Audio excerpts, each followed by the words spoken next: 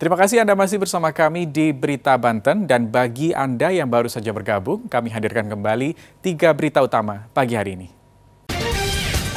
Mobil pengangkut sampah terguling, sampah berserakan di jalan.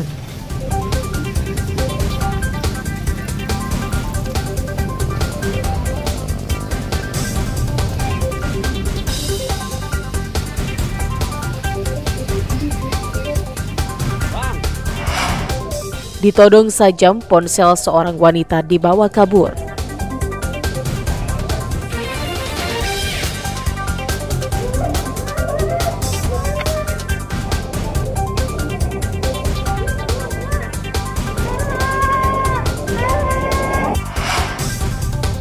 Masuk zona merah pergeseran tanah, rumah keluarga lumpuh akan direlokasi.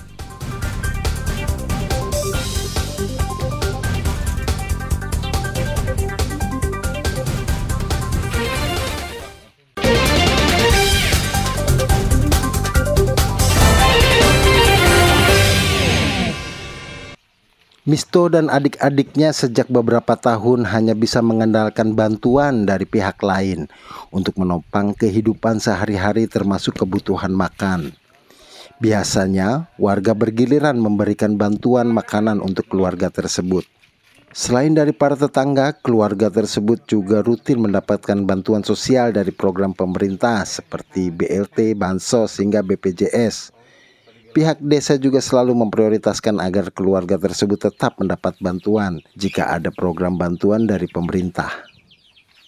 Selain bantuan untuk kebutuhan makan sehari-hari, rumah yang ditempati Misto dan adik-adiknya yang mengalami kelumpuhan juga rencananya akan direlokasi.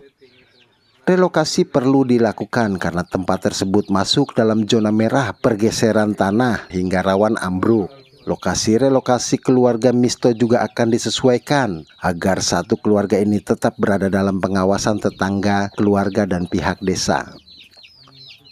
Kemungkinan kita bisa geser karena kita masih dalam proses pembenahan rumahnya karena belum finishing benar. Yang kedua, kita masih koordinasi dengan saudaranya bagaimana caranya memaksimalkan ikhtiar kita untuk didampingi keluarganya yang sehat terutama.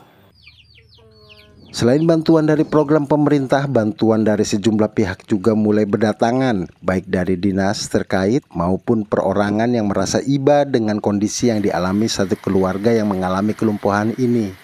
Haril Maranus dan Ali Saipul melaporkan dari Kabupaten Lebak. Kasus perundungan semakin marak terjadi di Kecamatan Ciputat Timur, Tangerang Selatan. Video perundungan yang berdurasi sekitar 30 detik viral di media sosial. Dalam video tersebut tampak pelaku yang menggunakan baju bebas memarahi korban yang hanya bisa terdiam tanpa bisa berbuat apa-apa. Tidak hanya itu, pelaku bahkan memukul dan mendorong korban hingga terjatuh ke tempat sampah. Pelaku bahkan tertawa puas yang diikuti oleh teman-temannya. Setelah melihat korban terjatuh masuk ke dalam tempat sampah, peristiwa tersebut terjadi di taman yang berada di salah satu komplek perumahan di Kecamatan Ciputat Timur. Menurut Ketua RT setempat, setiap hari lokasi itu memang biasa dijadikan tempat berkumpul pelajar SMP dan SMA saat pulang jam sekolah. Terang saya kaget. Ya, kejadiannya memang di wilayah saya di sini nih, di lapangan kuda laut di Alfania 1 kejadiannya. Si ini ngedorong kan, ngedorong yang dibully ya, sampai masuk ke tempat sampah tuh. Memang di komplek di Taman Kuda Laut ini sering dipakai kumpul-kumpul anak SMP, SMA gitu. Sementara itu, polisi yang telah mendatangi TKP dan memeriksa sejumlah saksi mata, dari hasil pemeriksaan diketahui jika korban merupakan siswa kelas 11 SMA Negeri 4 Tangsel, sedangkan pelaku merupakan alumni SMA tersebut. Perundungan sendiri berawal dari salah paham antara pelaku dan korban hingga akhirnya peristiwa itu terjadi. Langkah-langkah yang sudah Polsek Ciputat Timur ambil, yang pertama tentu kita cek TKP, kita mencari saksi-saksi terkait peristiwa tersebut, dan kita mengarahkan korban untuk membuat laporan untuk ditindaklanjuti ke depannya. Artinya peristiwa itu memang terjadi Pak ya? Memang ada Pak ya? Peristiwa itu terjadi. Berdasarkan hasil visum, korban menderita luka lebam dan luka lecet pada beberapa bagian tubuhnya.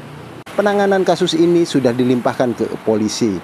Ariel Maranus dan Sahbudin Attar melaporkan dari Tangerang Selatan. Meningkatnya kasus DBD di Kabupaten Pandeglang bahkan menelan 3 korban pasien membuat petugas Dinas Kesehatan melakukan fogging di daerah yang diidentifikasi memiliki resiko tinggi penularan penyakit DBD. Salah satunya di Kelurahan Kadomas, Kecamatan Pandeglang. Fogging dilakukan tim kesehatan yang dilengkapi dengan peralatan khusus guna memastikan efektivitas dalam memerangi vektor penyakit.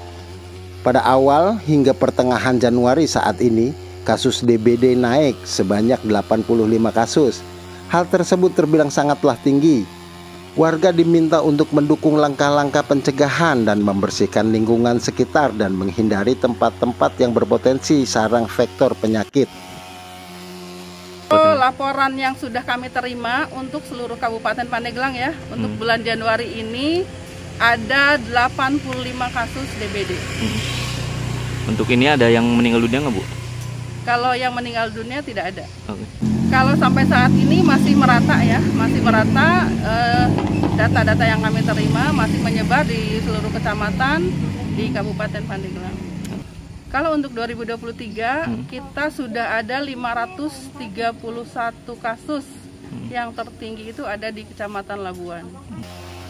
Kasus DBD di Kabupaten Pandeglang selama tahun 2023 cukup tinggi, yakni sebanyak 531 kasus, 3 diantaranya meninggal dunia. Ariel Maranus dan Andre Sopian melaporkan dari Kabupaten Pandeglang. Ya, informasi tadi mengakhiri berita Banten pagi hari ini. Saya Rusdi Maulana mewakili kerabat kerja yang bertugas mengucapkan terima kasih, selamat pagi dan sampai jumpa.